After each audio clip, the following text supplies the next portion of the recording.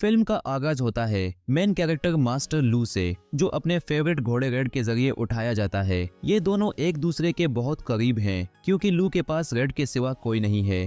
Fresh होने के बाद लू और रेड बाजार जाते हैं पैसे कमाने के लिए। जैसे आमतौर पर होता है, रेड को लोगों के साथ तस्वीरें खिंचवाने के लिए तैयार किया जाता है, पूरी सजावट के साथ जैसे कस्टमर चाहते हैं। रात को अचानक लू के पास एक लोन शार्क राइस और उसके लोग आ जाते हैं। लू पहले एक फिल्म कंपनी में स्टंट का काम करता था, लेकिन वो कंपनी बंद हो गई, इसलिए अब उसका काम भी चला गया। अब लू कर्ज वापस नहीं कर सकता, इसलिए राइस रेड को ले जाने का कह रहा होता है ताकि उसका कर्ज उतर जाए, मगर लू इनकार कर देता है क्योंकि रेड ही उसका सब कुछ है। फिर हंगामा मचता है। लू को राइस और उसके आदमियों का सामना करना पड़ता है। रेड भी उसकी मदद करता है। लू को एक्शन फिल्मों का एक्सपीरियंस होता है, इसलिए उसके पास मार्शल आर्ट्स की बेसिक स्किल्स होती हैं। दोनों मिलकर राइस और उसके लोगों से बचकर भाग जाते हैं। लेकिन सिर्फ राइस ही नहीं, एक और मामला भी होता है। लू को एक इंस्टीट्यूशन डाई कैपिटल भी तलाश कर रहा होता है। उनके दो वकील बताते हैं कि एलएम नाम की एजेंसी जहां लू पहले काम करता था,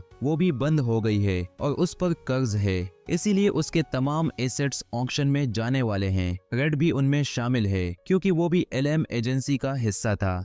फिर यिंग जीदी और शियाओबाओ आते हैं और लू की मदद करते हैं, जिससे वकील डर के भाग जाते हैं। लेकिन सब जानते हैं कि डाई कैपिटल के लीगल लोग वापस आएंगे रेड को लेने, इसीलिए शियाओबाओ मशवरा देती है कि लू किसी लीगल मदद के लिए किसी लॉयर से संपर्क करे। मजबूरन लू अपनी बेटी मिशेल बाओ के पास जाता है, जो कि एक लॉ स्टूडेंट है। 8 साल पहले लू और उसकी बीवी का तलाक हो गया था। लू इतना बिजी था स्टंट का काम करने में कि उसने शियाओबाओ को बिल्कुल नजरअंदाज किया। उस वक्त उसकी माँ भी मर गई थी। तब से शियाओबाओ और लू का रिश्ता बहुत खराब हो गया। मिशेल और भी ज्यादा नाराज होती है जब उसे पता चलता है कि लू सिर्फ रेड को बचाने के लिए उसके पास आया है, जिसे वो हमेशा सबसे ज्यादा अहमियत देता है। अगले दिन लू के पास डेविड आता है, जो एक स्टंट कंपनी में काम करता है। डेविड बताता है कि उसने सोशल मीडिया पर लू और रेड का वायरल सीन देखा और वो लू से बहुत मुतासिर है। वो लू को एक एक्शन फाइट करने का ऑफर देता है। लू एक्साइटेड हो जाता है क्योंकि उसे पैसे चाहिए होते हैं ताकि लॉयर हायर कर सके।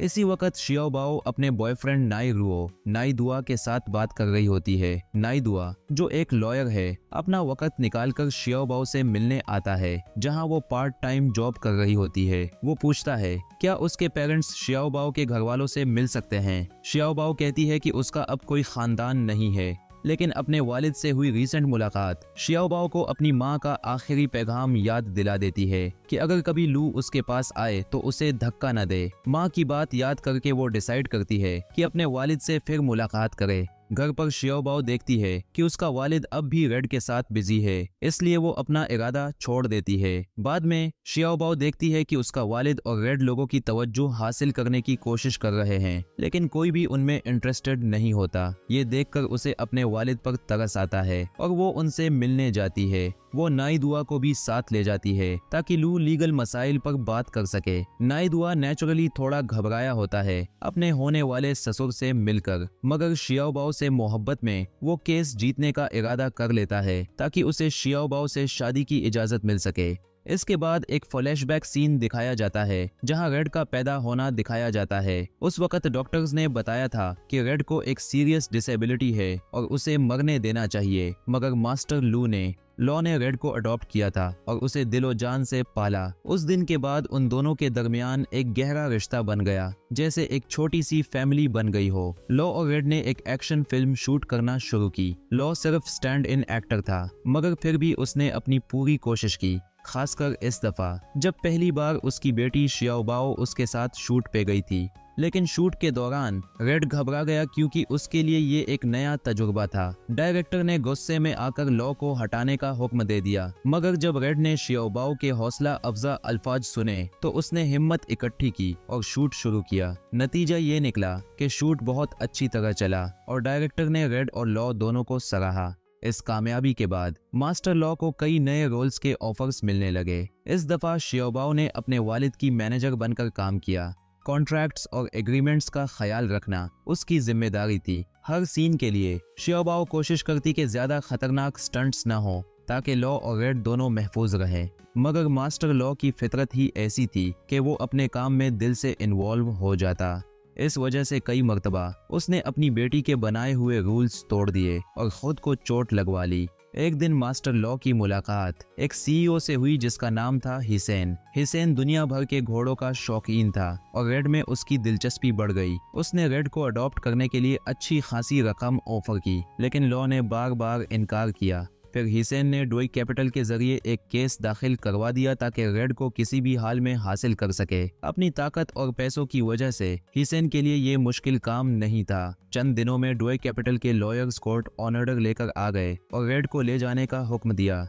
किस्मत से शियाओबाओ ने हिम्मत से काम लिया और लॉयर्स को बताया कि वो अपील दाखिल करेंगी। इस अरसे में लॉ और शियाओबाओ का रिश्ता और मजबूत हो गया। वो हर पल एक साथ गुजारते जैसे पीछे गुजरे हुए वक्त की कमी पूरी कर रहे हों। एक दिन शियाओबाओ ने फैसला किया कि वो अपने वालिद को अपने बॉयफ्रेंड नेहुआ के वालिदैन से मिलवाएगी। लॉ की मस्ती भरी फितरत की वजह से शियाओबाओ को शर्म महसूस हुई। डिनर के दौरान खाना खत्म होने के बाद दोनों में झगड़ा हो गया। शियाओबाओ ने अपने वालिद से कहा कि वो खुद को और रेड को ज्यादा पुश न करें। जैसे कि पहले से अंदाजा था, ज्यादा काम की वजह से लॉ और रेड दोनों को शूट के दौरान चोट लग गई। लॉ को हॉस्पिटल ले जाया गया और शियाओबाओ से कहा गया कि वो उसके डॉक्यूमेंट्स ले आए। जब शियाओबाओ डॉक्यूमेंट्स ढूंढ रही थी, उसे एक सीसीटीवी फुटेज मिली जिसमें वो और उसका वालिद एक रेस्टोरेंट में मिल रहे थे। लॉ अक्सर ये फुटेज देखता जब उसे बेटी की याद आती थी, क्योंकि शियाओबाओ कभी अपने वालिद के करीब नहीं थी।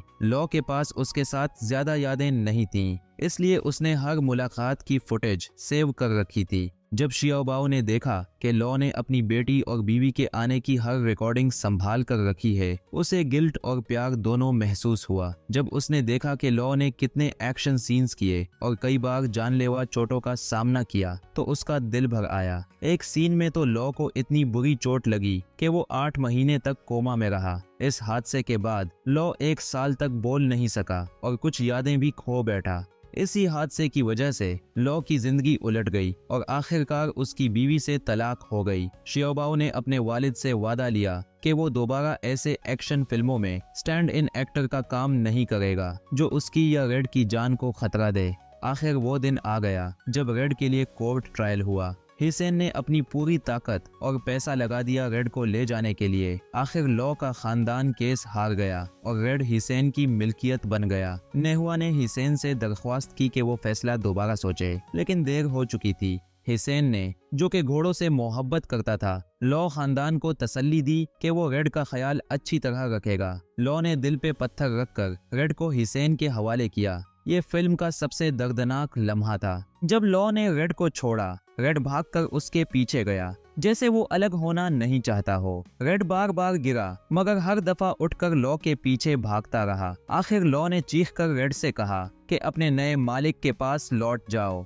इस दिन के बाद लॉ की जिंदगी में खालीपन छा गया। उसने जीने की उम्मीद खो दी और हर वक्त रेड के साथ गुजरे हुए लम्हों यहों की वीडियोस देखता रहता। शियाओबाओ ने हिम्मत करके हिसेन से मुलाकात की और अपने वालिद और रेड के दरमियान रिश्ते की वीडियोस दिखाई। अब वो सिर्फ एक जानवर और उसका मालिक नहीं रहे थे, बल्कि एक छोटी सी फैमिली बन गए थे। हिसेन का दिल पिघल गया और उसने रेड को लॉ को वापस देने पर रजामंदी दे दी और इस तरह फिल्म का इंतहा हो गया।